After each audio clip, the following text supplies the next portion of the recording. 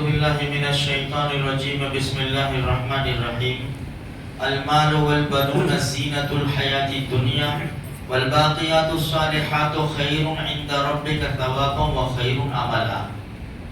اس سورہ کہف کی آیت کریمہ ہے۔ اللہ تبارک و تعالیٰ فرماتے ہیں مال اور اولاد دنیا کی زینت ہے، دنیا کی زندگی کی زینت ہے، مال اور اولاد ہے۔ والباقیات الصالحات، باقی رہنے والے وہ نیک کام ہیں، خیر عند ربک ثوابا، جو تیرے رب کے پاس ثواب ہے، وخیر عملا، اور نیک امیدیں۔ مال اور دولت، مال اور اولاد ہم سمجھتے ہیں جب انسان دنیا سے جاتا ہے دونوں رہ جاتے ہیں، چاہے کتنا کیسا بھی انسان ہو، لیکن خالی ہاتھ جائے گا۔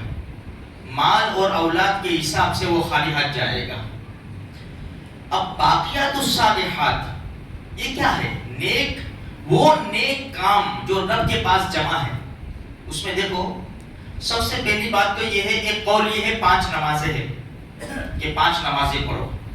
دوسرا قول یہ ہے کہ نیک کام ہے۔ تیسرا قول یہ ہے سبحان اللہ، الحمدللہ، لا الہ الا اللہ، اللہ اکبر۔ فرمایا یہ وہ جملے ہیں کہ کائنات میں جس چیز کے اوپر آفتاب کی روشنی پڑتی ہے ان تمام چیزوں سے زیادہ بہتر اللہ کے نزدیک ثواب کے اعتبار سے یہ جملے ہیں۔ ایک اور بات فرمایا، ایک قول کیا ہے؟ فرمایا لا حول ولا قوت الا باللہ۔ سنو میرے بھائیو، اس کے بارے میں جابر رضی اللہ تعالیٰ عنہ فرماتے ہیں نبی کریم صلی اللہ علیہ وسلم نے ارشاد فرمایا، جس نے لا حول ولا قوت الا باللہ یہ عادت ڈال لی، پڑھتا رہا، بیماری کے 99 چیپٹر، پورے باب بیماری کے 99 چیپٹر بیماری کے، اللہ اس سے بچائے گا۔ 99 بیماریاں نہیں، بیماریوں کے 99 چیپٹر، اس میں سب سے ہلکا غم ہے، غم۔ کیونکہ کوئی بھی حالات آوے نا، سب سے پہلے انسان کے چہرے کے اوپر غم کے آثار آتے ہیں۔ کوئی بھی حالات، بیماری ہو، ایکسیڈنٹ ہو، جلنا ہو، کچھ بھی ہو، تو سب سے پہلے انسان کے چہرے کے اوپر غم کی نشانی آتی ہے۔ تو فرمایا لا حول ولا قوت الا باللہ، یہ پڑھتے رہو، چلتے پھرتے اٹھتے بیٹھتے۔ اور آخری قول فرمایا نیک بیٹیاں ہیں، والباقیات الصالحات، اس کے بارے میں کیا فرمایا؟ نیک بیٹیاں ہیں۔ امی عائشہ صدیقہ رضی اللہ تعالیٰ عنہ فرماتی ہے کہ نبی کریم صلی اللہ علیہ وسلم نے ارشاد فرمایا، قیامت کے دن ایک آدمی کو بلایا اور اس کے بارے میں جہنم کا فیصلہ ہوا۔ اس کی بیٹیاں تھی، بیٹیاں، وہ آ گئی اور چمٹ گئی۔ اللہ سے کہا نہیں، یہ لوگ نہیں، جیسا چھوٹا بچے مر جاتے ہیں نا، بالغ ہونے سے پہلے وہ ماں باپ کو پکڑ لیتے ہیں کہ اللہ اس کو، اسی طرح نیک بیٹیاں، اللہ نے بیٹیاں دی، اس کی تربیت اچھی طرح کر کے بچیوں کو نیک بنایا، باپ کے حالات کیسے بھی تھے تو جہنم کا فیصلہ ہوا۔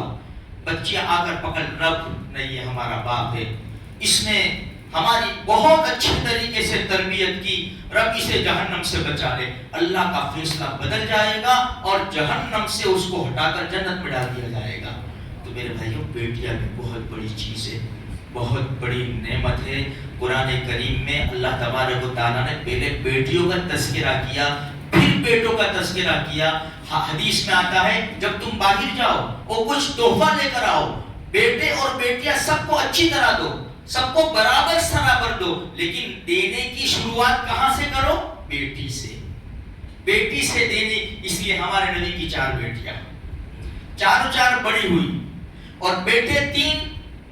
ہمارے نبی کے بچپن ہی میں دنیا سے پردہ فرمایا۔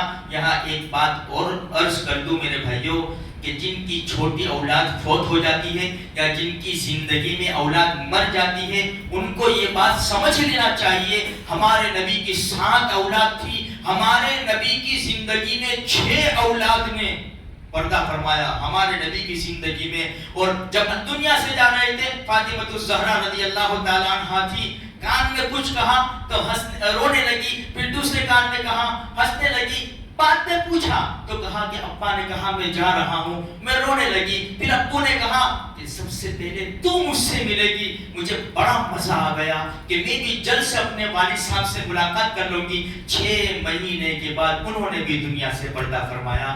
تو میرے بھائیوں، بیٹیاں بھی اچھی چیز ہے، نیک اعمال بھی اچھی چیز ہے. چلتے پھرتے ذکر کرنا یہ بڑا ذخیرہ ہے تاکہ ہم رب کے سامنے کچھ پیش کر سکے. اللہ تبارک و تعالیٰ کہیں سنی بات پر عمل کرنے کی توفیق عطا فرمائے.